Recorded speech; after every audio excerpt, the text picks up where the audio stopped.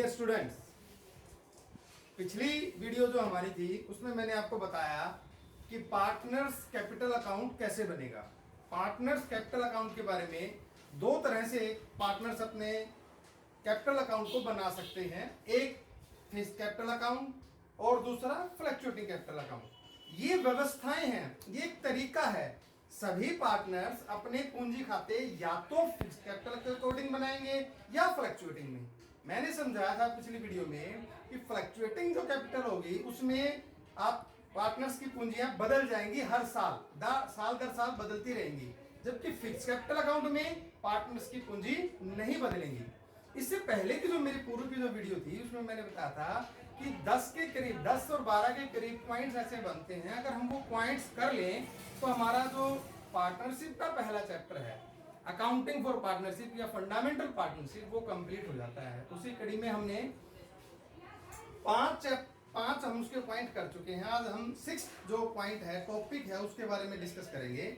6 topic जो था हमारा, क्या टॉपिक था? Manager commission. Manager commission. वैसे तो ये जो टॉपिक है ये +1 का है। +1 में जब आपने फाइनेंशियल स्टेटमेंट पढ़ी थी उसमें जो एडजस्टमेंट पढ़ी थी उसमें एक एडजस्टमेंट थी ये मैनेजर कमीशन। सेम यहां पर भी वही लागू होती है, उसी तरीके से इसका रोल है, वैसे ही बात है ये। लेकिन फिर भी जो हमारे सिलेबस में हम दोबारा इसको पढ़ेंगे। मैनेजर कमीशन में क्या करना है आपने? मैनेजर को कमीशन जो दो तरीके से दिया जा सकता है। एक पहला तरीका क्या है? On profit before charging such commission. Before charging such commission. दूसरा on profit after charging such commission. After charging such commission means to say, इसका मीनिंग क्या हुआ? इसका मीनिंग सीधा सीधा सा अगर हम इजी लैंग्वेज में बात करें कि जो यहां बिजनेस में मैनेजर काम कर रहा है उसको दिया जाना वाला कमीशन दो तरीके से निकाला जा सकता है। एक कि उसको कमीशन देने से पहले जो फर्म ने कमाया, ध्यान से सुने इस बात को, उसको कमीशन देने से पहले जो फर्म ने कमाया, जो व्यवसाय ने कमाया, उसका सीधा सीधा एक परसेंटेज, वो 5% हो सकता है, 10% हो सकता है, 20% हो सकता है, उसको बोलेंगे बिफोर चार्जिंग सच कमीशन। दूसरा कि उसको कमीशन देने के बाद जो पार्टनर्स के लिए कमीशन बचेगा, उसको भी कमीशन देने के बाद जो लास्ट में पार्टनर्स के लिए कमीशन बचेगा उसका 5%, 10% या 20%, उसको बोलते हैं आफ्टर चार्जिंग सच कमीशन। अगर हम इसको इजी लैंग्वेज में समझें, या और इसको समझाऊंगा आपको डिटेल से। जैसे हम प्रॉफिट एंड लॉस अकाउंट बनाते हैं, प्रॉफिट एंड लॉस अकाउंट में सारे यहां एक्सपेंसिव लिखते हैं, लॉसेज और एक्सपेंसिव, यहां हम इनकम लिखते हैं।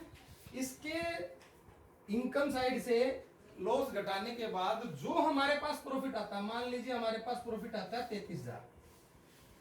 अब ये कहा जाता है कि मैनेजर को कमीशन 10% देना है, 10%। Manager commission provide 10%। ये अगर स्टेटमेंट है हमारे पास तो इसका मतलब क्या हुआ? हम ये देखेंगे कि सीधा सीधा इसी प्रॉफिट पे देना है तो क्या लिखा हुआ मिलेगा? Before charging such commission. यानी कि कमीशन दिया नहीं, उससे पहले जो प्रॉफिट आया उसका सीधा सीधा 10%। तो हम क्या करेंगे? सीधा सीधा इसका 10%, 10/100, इट मीन्स 3,300 उसको हम कमीशन यहां पर दे देंगे। अगर ये कह दे कि after charging such commission 10% commission दिया जाना है मैनेजर को, तो हम क्या करेंगे? 33,000 10/110, इसको हम मल्टीप्लाई करेंगे तो कितना बनता है? 3,000। यानी कि अगर आफ्टर चार्जिंग सच कमीशन की बात करें तो कमीशन आएगा 3,000, बिफोर चार्जिंग सच कमीशन की बात करें तो कमीशन आएगा 3,300। इसको और आपको डिटेल में करना है तो +1 के एडजस्टमेंट है उसमें भी ये दे रखा है, वो आप वहां से कर सकते हैं। बाकी मैंने अभी सिलेबस में था तो मैंने इसको यहाँ डिस्कस कर दिया। इसके बाद जो नेक्स्ट हमारी बात थी, जो हमारा नेक्स्ट टॉपिक था, इसके बारे में मैंने बताया था कि एक बात बतानी जरूरी है, वो इससे भी थोड़ा सा जुड़ा हुआ है, ये बात भी मैं आपके साथ साथ डिस्कस करूंगा। जो हमारा इसके बाद नेक्स्ट टॉपिक था ये था चार्ज अगेंस्ट प्रॉफिट और एप्रोप्रिएशन ऑफ प्रॉफिट। इसमें फर्क क्या है? देखिए, चार्ज अगेंस्ट प्रॉफिट और appropriation of profit, appropriation of profit.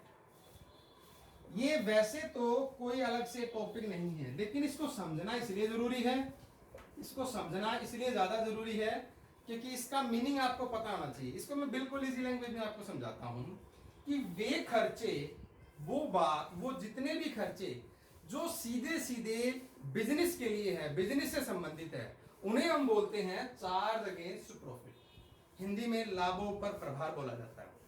इनकी जो लाभ कमाने के लिए, व्यापार के लिए जरूरी खर्चे हैं, उसको हम चार्ज अगेंस्ट प्रॉफिट कहेंगे। इन खर्चों को हम कहां लिखेंगे? प्रॉफिट एंड लॉस अकाउंट की डेबिट साइड में, P&L में। और एप्रोप्रिएशन ऑफ प्रॉफिट, इसका मीनिंग क्या है कि जो हमारा लाभ हो गया, जो प्रॉफिट हो गया, उसको पार्टनर्स के बीच में कैसे डिवाइड करना है, कैसे डिस्ट्रीब्यूट करना है, उसको हम क्या कहेंगे? Appropriation of profit. इसका सीधा सीधा सा मतलब क्या है? जो हम बनाते हैं P&L एप्रोप्रिएशन, उसका ही दूसरा नाम क्या है? एप्रोप्रिएशन ऑफ प्रॉफिट, यानी कि प्रॉफिट को बांटने का तरीका। और चार्ज अगेंस्ट प्रॉफिट में हम क्या कहेंगे? जो P&L में लिखा जाता है। अब मैनेजर को जो कमीशन दिया गया, हमने इस पिछले पॉइंट में जो डिस्कस किया, मैनेजर कमीशन, ये मैनेजर कमीशन क्या है? बिजनेस का एक्सपेंसेस है, तो इसको कहां लिखेंगे? P&L में, यानी कि प्रॉफिट एंड लॉस अकाउंट में। अगर मैं इसमें यहां बात ये करूं कि किसी पार्टनर्स को कमीशन दिया जाना है, तो कहां लिखेंगे? P&L एप्रोप्रिएशन में। ये डिफरेंस है। क्यों? मैनेजर को दिया जाने वाला कमीशन क्या है? बिजनेस का एक्सपेंस। और पार्टनर्स को दिया जाने वाला कमीशन क्या है? प्रॉफिट को बांटने का एक तरीका, एक माध्यम, एक रास्ता। क्योंकि जो प्रॉफिट हो गया, उसका कुछ हिस्सा मैनेजर को कमीशन के रूप में दिया जाना है, उसको हम क्या कहेंगे? Appropriation of profit. यानी कि मैनेजर को मान लीजिए सैलरी दी जानी है, वो भी कहां आएगी?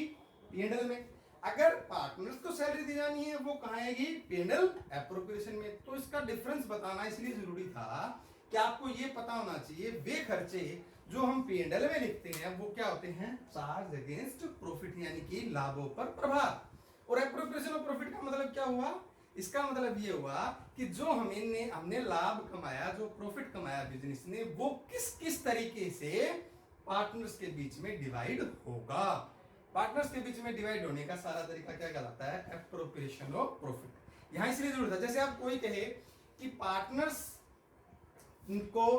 से बिजनेस ने कोई दुकान, गोदाम किराए पे ले रखा था, उसका किराया दिया व्यापार ने, बिजनेस ने किराया दिया, तो वो क्या है? Charge against profit. क्योंकि अगर वो गोदाम या वो दुकान पार्टनर्स देता नहीं तो कहीं और से लेते। क्यों? बिजनेस का वो क्या है? Necessary expenses. तो बिजनेस पे होने वाला खर्चा है, उसको क्या कहेंगे? Charge against profit. उस रेंट को कहां लिखेंगे? P&L में। लेकिन हम पार्टनर्स को दी जाने वाली सैलरी, कमीशन, वो कहां लिखते हैं? एप्रोप्रिएशन ऑफ प्रॉफिट में। ऐसे ही अगर पार्टनर्स ने पूंजी के अलावा, कैपिटल के अलावा कोई लोन दे रखा है, अगर लोन दे रखा है और लोन पे क्या देना है? कुछ ना कहने पर भी, मैंने आपको बताया था, in the absence of partnership deed, तो भी कितना देना है? 6%। 6% तो उस अवस्था में देना है लोन पर ब्याज जब आपको कुछ ना कह दे। वैसे तो जितने में कहा गया डीड में उतना ही ब्याज देना है। वो ब्याज भी कहां दिया जाएगा? P&L अकाउंट में, यानी कि वो भी लोन पर दिया जाने वाला ब्याज भी क्या है? Charge against profit. तो यहां पर इसलिए ये क्लियर करना जरूरी था आपको। You should know about the difference between charge against profit and appropriation of profit. You must know about that, because जब आप ये जानेंगे तभी आप लिख पाएंगे कि कौन सा एक्सपेंस P&L में लिखना है, कौन सा P&L एप्रोप्रिएशन में। और इन शॉर्ट भी अगर छोटी सी बात हम करें तो पार्टनर्स को interest on capital, salary, commission और जो रिजर्व फॉर फ्यूचर कंटीजेंसी लिखा जाता है, उनको छोड़कर सारे एक्सपेंस कहां लिखे जाते हैं? P&L। ये हमारा नेक्स्ट जो इसके बाद टॉपिक था कि चार्ज अगेंस्ट प्रॉफिट और एप्रोप्रिएशन ऑफ प्रॉफिट। तो आज हमने दो टॉपिक पढ़े, एक मैनेजर कमीशन कैसे दिया जाना है, दूसरा मैंने आपको डिफरेंस बताया कि चार्ज अगेंस्ट प्रॉफिट और एप्रोप्रिएशन ऑफ प्रॉफिट में फर्क क्या है, इसको बताना इसलिए भी जरूरी था क्योंकि जितने भी खर्चे हैं वो आपको पता होना चाहिए। You should know about that appropriation of profit and charge against profit. इससे पहले भी मैंने आपको बताया था कि 10 से 12 पॉइंट जो बनते हैं वो हम डिस्कस किए। तो आज की वीडियो में लिए सिर्फ अभी यही 6 पॉइंट तक 7 पॉइंट तक ही होगा। इससे नेक्स्ट वीडियो में कल का जो भी वीडियो मेरा होगा उसमें आपको इंटरेस्ट ऑन ड्राइंग के बारे में बताऊंगा। और जरूर मुझे बताएं अगर आपकी कोई क्वेरी है तो कमेंट सेक्शन में डालें। धन्यवाद, थैंक यू।